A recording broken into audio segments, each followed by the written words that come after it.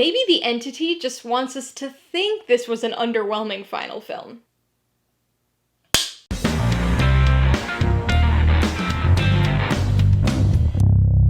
Hey everybody, welcome to Mainly Movies. Today I'm going to be talking about the 8th film in the Mission Impossible franchise, the 2025 action spy sequel, Mission Impossible: The Final Reckoning.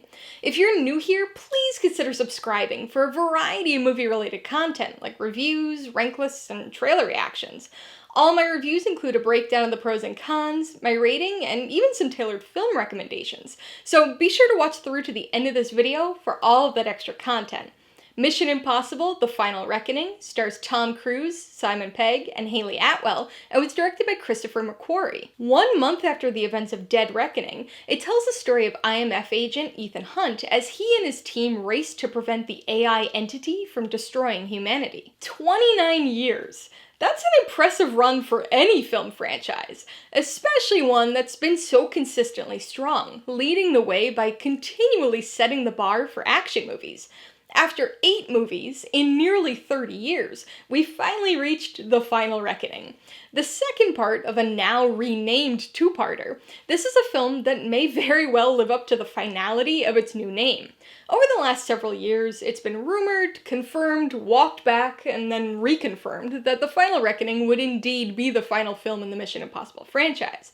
But as we all know from experience, you just never know for sure with these types of things, especially with a franchise that continues to pump out well-liked box office hits. It's been a long road for this franchise, and I honestly wouldn't be surprised either way. But one thing's for sure. The Final Reckoning is a movie that sure acts like it's going to be the last one. Up until now, this franchise has proceeded in a largely episodic way, comprised of a series of mostly standalone stories. Makes sense, given the equally episodic nature of its television origins. These films didn't completely ignore their predecessors, of course. There were occasional references to events from past movies, and characters returning to become temporary or full-time members of the team. But this is the first time we've ever had a Part 2, even if that's no longer officially reflected in the name. Dead Reckoning set up an elaborate and timely story of an AI cybersecurity threat, giving us a satisfying and complete film, but not a complete story. This two-part structure left The Final Reckoning with the burden of closing out the tale. By the end of Dead Reckoning, I think we all knew what the second half of the story was going to entail. We knew the big plot points the film was going to have to hit, but the fun was going to come from seeing just how the team was going to accomplish this impossible mission. Unfortunately, it really feels like the writers didn't actually know where they were going to take the story, despite being the same team to write Part 1. The story here feels haphazard and unnecessarily convoluted, dropping plot threads and characters along the way, while never making the necessary emotional connections back to the events and losses of Dead Reckoning. There are quite a few questionable story decisions on display here, but probably the worst was the decision to separate Hunt from the rest of his team. Those team interactions have always been where both the fun and heart of these movies lie. The writing in this franchise has been pretty solid through the mid and late era movies, which makes the drop in quality here an especially surprising shift. There are a number of causes for this, but I think one of the biggest contributing factors was simply the attempt to do too many things with the story at once, resulting in a film that feels bloated. As part 2 of the story, this film was saddled with closing out Dead Reckoning's expansive storyline, but this movie had the additional task of acting as the close to the franchise as a whole, too. Mission Impossible has always managed to be one of the rare franchises not to give into too much fan service or self-referentiality. Well, not anymore. This film does everything it can to connect itself to the previous 7 movies. Everything from story arcs to returning characters, right down to mere passing references. This movie begins with a literal greatest hits montage reel featuring clips from all 7 movies. But it doesn't stop there, frequently integrating previous movie flashback sequences throughout the runtime. Callbacks and references can sometimes be fun, and this film does deliver them well on occasion, but they range from pleasantly surprising to nonsensically over-the-top stretches. There's one fun minor character return that's enjoyable enough, but the movie takes other references and connections too far, like the forced-feeling character lineage reveal that does nothing for the plot or character development. And don't even get me started on the retconning hoops this film jumps through to try to directly connect its storyline to Mission Impossible 3. I get that fans like references and fan service. I do too. And I also understand the desire to pay homage to the franchise as a whole, if this is indeed the last movie.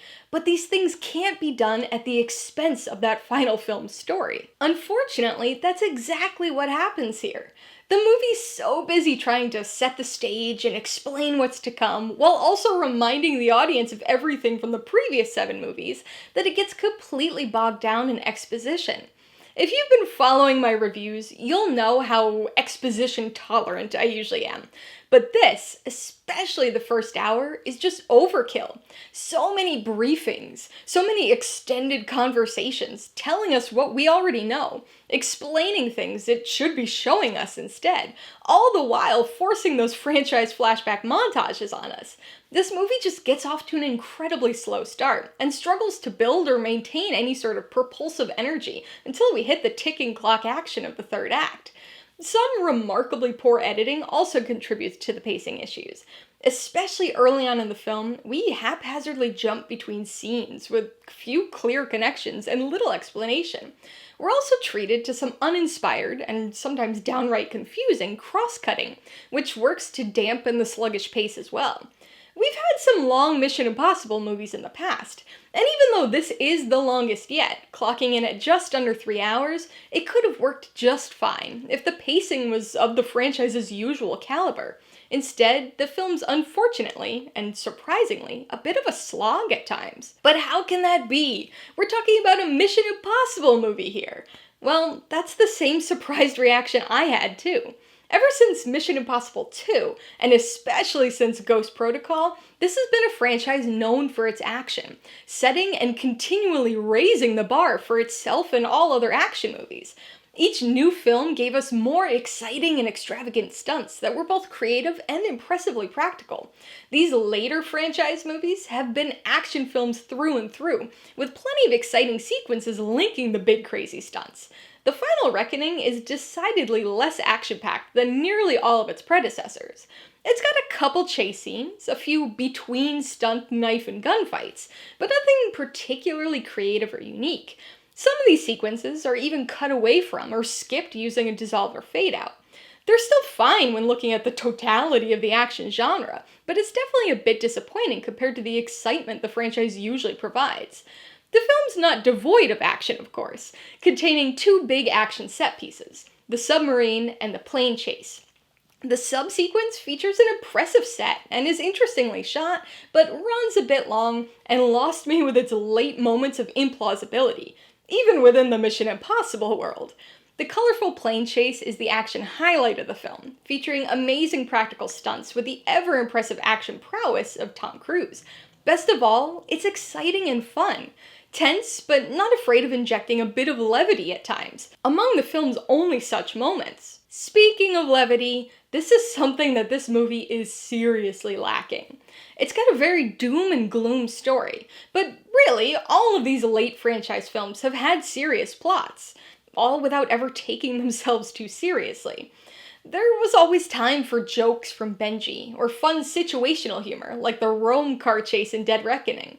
And of course, we can't forget the exasperated looks of disbelief from Hunt right before he'd jump into his next crazy death-defying stunt.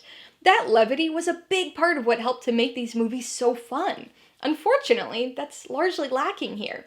There are occasional glimmers of that past fun, but this is the most self-serious entry in the franchise since the first movie back in 1996. Perhaps unsurprising, given the number of references to that film here in this one. There's nothing wrong with serious, but that's not what this franchise has been for a long time. There have been serious moments, of course, but these movies have still always managed to balance that seriousness with fun and team-based heart, both things that are disappointingly lacking here. The Final Reckoning is not a bad movie.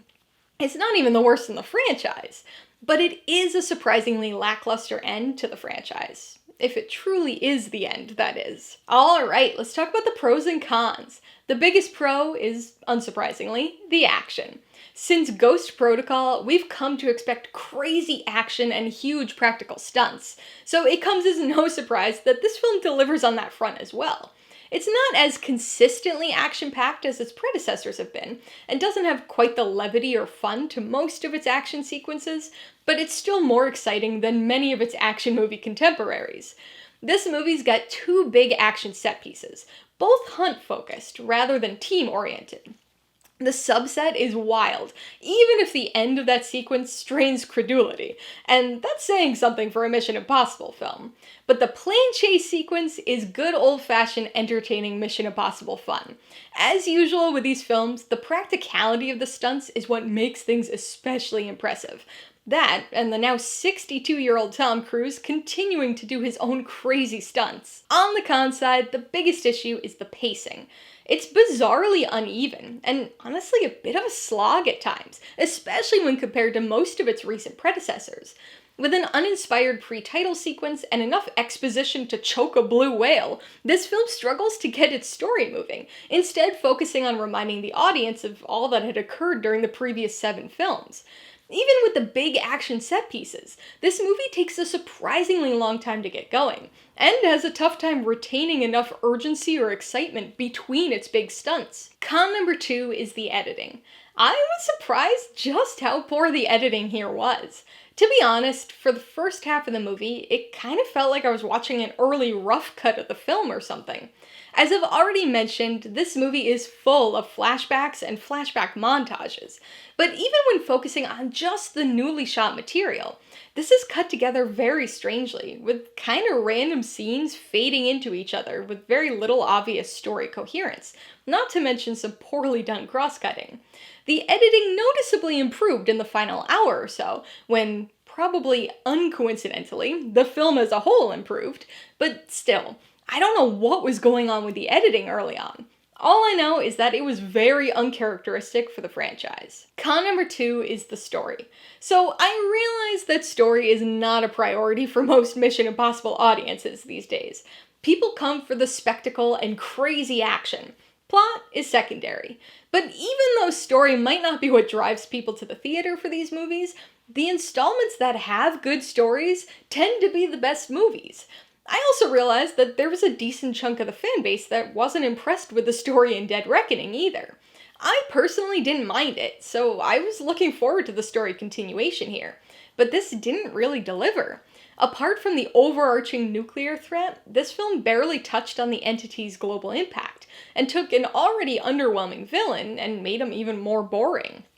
Add in the forced connections to past Mission Impossible movies, an overly convoluted plot that relies on about a dozen instances of absolutely perfect timing, and the extended separation of Hunt from the rest of his team, and you've got a gloomy, self-serious story with surprisingly little emotional undercurrent. Before I give you my rating and recommendations, I want to remind you that if you're interested in buying Mission Impossible: The Final Reckoning, or any of the other films I mentioned today, I do have affiliate links for all of them in the description below. I get a small commission from anything you buy using one of my links, so I'd really appreciate it if you'd use them if you're in the market for any of these movies. I'm gonna give Mission Impossible: The Final Reckoning 3 out of 5 paws. I went back and forth between 3 and 3.5 for a while, but the longer I thought about the movie, the less I liked it. This one goes all in on big Mission Impossible spectacle, while also trying to serve as a wrap-up to not only Dead Reckoning, but the franchise as a whole. But even the big practical stunts aren't enough to overcome the poor pacing, bad editing, and abundant story issues. It's still an enjoyable movie, but feels like it's ending the franchise with a self-destruct smoke fizzle rather than with the explosive bang it deserves. I would recommend Mission Impossible: The Final Reckoning to existing fans of the Mission Impossible franchise who like big spectacle but also really enjoy the self-seriousness of the first movie. It's got the now expected crazy action of the mid and late installments of the franchise, but the tonal approach is much gloomier than those films, making for a movie that's far less fun. Those who like callbacks and fan service will probably enjoy the multitude of references to the previous films, but I think overall opinions will be pretty mixed. Your enjoyment of this movie is probably probably going to depend on whether the big stunts and action set pieces are enough to carry the film for you. If you liked Mission Impossible: The Final Reckoning, I would recommend Failsafe. This is a fantastic anti-war film that, like The Final Reckoning, focuses on a nuclear crisis in a very analog setting. There's no real espionage element here, and it's an extremely bleak movie, but it's excruciatingly tense, and one that'll absolutely stick with you long after the credits roll. If you'd like another spy film featuring submarines and the threat of global nuclear war, you should check out The Spy Who Loved Me. The 10th film in the James Bond franchise, this is one of the highlights of the Roger Moore era, balancing an exciting story with plenty of silly fun. And if you'd prefer to stay within the Mission Impossible franchise, you'll want to watch Mission Impossible: Dead Reckoning. Although no longer obvious thanks to its changed name, this movie provides the first half of the story continued in The Final Reckoning. There are obviously quite a few overlapping characters, but this Part 1 film was not afraid of introducing some occasional levity, making for a much more entertaining and fun watch. Alright, a couple questions for you guys. Number 1, have you seen Mission Impossible: The Final Reckoning? If so, what'd you think of it? And number 2, would you like to see the Mission Impossible franchise continue? Or would you be satisfied with it ending here? Be sure to leave your answers in the comments below so we can get a discussion going. Alright, so if you got some enjoyment, insider information out of this review, I'd appreciate it if you'd hit that like button. And if you haven't done so already, please hit subscribe if you're at it to see more videos like this. Till next time, this has been Alyssa with Mainely Movies, the way life should be.